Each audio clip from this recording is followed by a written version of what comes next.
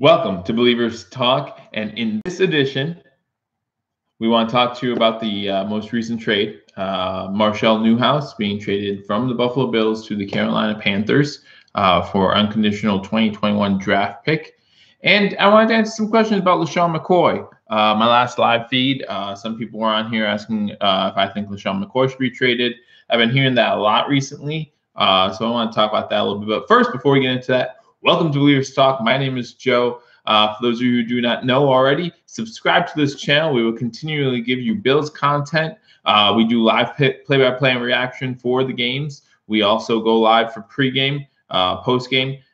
So we're going live all the time, constantly trying to keep you updated on trades and things of that matter. So, and just opinions about other Bills-related news. So if you're interested in Buffalo Bills, interested in the NFL, hit that subscribe button, and we will continue to keep you posted on all things Bills-related. So let's get into this. First off, we want to talk about Marcus Newhouse. Marcus Newhouse was traded to the Carolina Panthers for an undisclosed draft pick, a conditional draft pick. So we know it's a conditional draft pick. We know it's going to be the 2021 NFL draft. We are just unsure what round it's going to be. It's going to be a later round pick, but that is some news. After we traded him, that did give us space on the roster to add Jeremiah Searles, another offensive lineman who was originally with the Minnesota Vikings, actually went to the Carolina Panthers, had some sort of injury that they put him on the injury reserve list, and then they actually ended up cutting him when the cuts were made at the beginning of the season, and so we actually picked him up. A little stats about him. He recently, in the past 2 seasons, like I said, he did play for Minnesota. He's played in 30 games overall. He started 15. 14 of those coming in the last 2 seasons with the Minnesota Vikings. So a little experience on that end. As most of you know who watch the stream, I am not a Marshall Newhouse fan, so I'm okay with us trading him to get the conditional draft pick in the 2021 NFL draft. Like I said, probably not a major draft pick, probably the 6th or 7th round pick, but it kind of makes up for that Corey Coleman pick, right? So we traded a 7th round pick in 2021 to take a chance on Corey Coleman. Obviously, that did not work out. However, we are getting this pick back in the form of Marcus Newhouse, trading him to the Panthers and getting in return and conditional pick in the 2021 draft, which will probably be a 6th or 7th rounder. Again, welcome to Believers Talk. If you're just joining me here, please be sure to hit that subscribe button, as we will be going live for live play-by-play reaction for the game this Sunday against the Green Bay Packers. But the next thing I really want to talk about is there's been a lot of talk recently, and it's not from anywhere in Buffalo, but mostly just fans and things of that nature talking about trading LeSean McCoy. What would we get for LeSean McCoy? People ask me, like, do I think it would be smart to trade LeSean McCoy? Obviously, it all depends on what we get. You know, anyone's tradable. There's nothing that I say is untradeable at this point on the Buffalo Bills. However, I do not think we would get enough value for LeSean McCoy at this point. Coming off an injury, just turning 30 years old, I just do not think now is a good time to trade him. And you have to remember, guys, that McCoy has not really had much time in this offense the way it's set up now. You know, a lot of people talked about how McCoy being out against Minnesota might have been a blessing in disguise because we were relying a little bit more on Josh Allen. So if that's the case, then let's put McCoy in this offense and see what happens. Let's see how dynamic he can be. Remember, he only had one season where he rushed for less than 1,000 yards, and that's the first season he came to Buffalo. I actually think his rookie season he might have as well. But yeah, so there hasn't been too many seasons where he hasn't rushed for over 1,000 yards. Last year he gave us 1,100 yards. The year before that was 1,200 yards. You know, his career high is 1,600. That was back in 2013. So, you know, he has hit that 30 number, but as we see with Adrian Peterson, maybe some of these backs can actually last a little bit longer than that. But he is coming off a decent season, 6 touchdowns last season.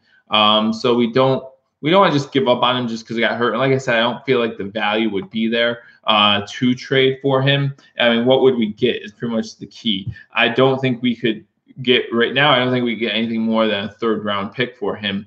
And I think he's worth more than that. I think he has more value than that. maybe not in the trade market, but definitely to the Buffalo Bills. If you think that McCoy is still a top 10 back, then I believe that you have to keep him in this situation because, again, you're not going to get the value for him that he's probably worth. So that's pretty much my opinion on McCoy. Again, if you just joined me, we did trade Mark Newhouse or Marcus Newhouse again, or Marshall Newhouse. I'm sorry, not a big Marshall Newhouse fan, but Carolina Panthers are a team that needed offensive line help, and Carolina and Buffalo now seem to be working together a lot recently with us having Bean McDermott on our side here, but they do have.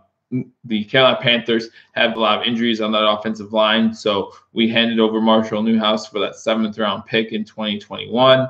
And the Bills also signed Jeremiah Searles, who was released by the Panthers actually, and had some hamstring issues prior to that. So, like I said, he was there in the preseason with Minnesota. The seasons before that, he had a hamstring injury, and with the last cuts, the Carolina Panthers released him coming into the 2018-2019 season. In the first 3 games, Mark Newhouse played 11 offensive snaps, and he was called for 4 penalties. And that's what I was talking about not really liking Marcus Newhouse, and he's definitely a guy who is worked hard, and he had a long career in the NFL, but man, I just think he's just getting too old. He's getting beat easily. As I look here, it says he played 11 offensive snaps and was called for 2 penalties, a holding and a false start. So I'm not a fan of those. So it was 2 penalties, not 4. I apologize.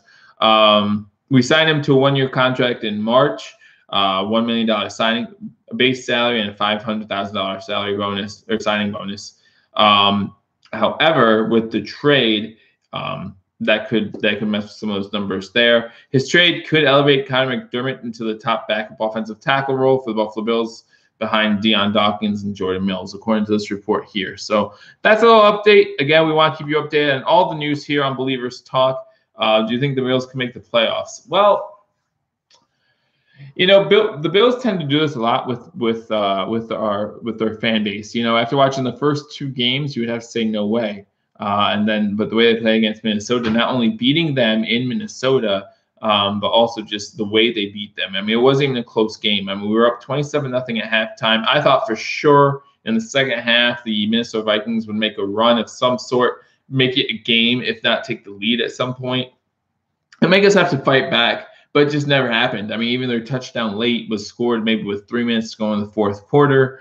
And so I just didn't see that coming. I didn't see that type of win coming. However, I think the win this past week was basically a pride win. There were a lot of questions about Leslie Frazier. There were a lot of questions about Coach McDermott. Again, if you watched my last live stream, you heard there were rumblings about Coach McDermott possibly being on the hot seat. How crazy that sounds, coming from a 9-7 playoff season with a team that hadn't made the playoffs in 17, 18 years, to then say, oh, he might be on the chop block. These are still professionals. Whether you talk about the coaching staff, whether you talk about the players, these are still professionals. If you give them opportunities, which is exactly what the Vikings did with those 2 fumbles deep inside their own territory, if you give teams like that opportunities, it doesn't matter. We're still an NFL team. We're going to beat you. That being said, I do believe that Buffalo's schedule is a little bit tougher. They play Packers in Green Bay. They still have 2 against New England, who, is 1-2. But they'll get Edelman back. They'll look a little bit better. We have 2 against Miami, which are looking really like tough games. So I just don't think we have what it takes right now to make the playoffs. Maybe 7-9.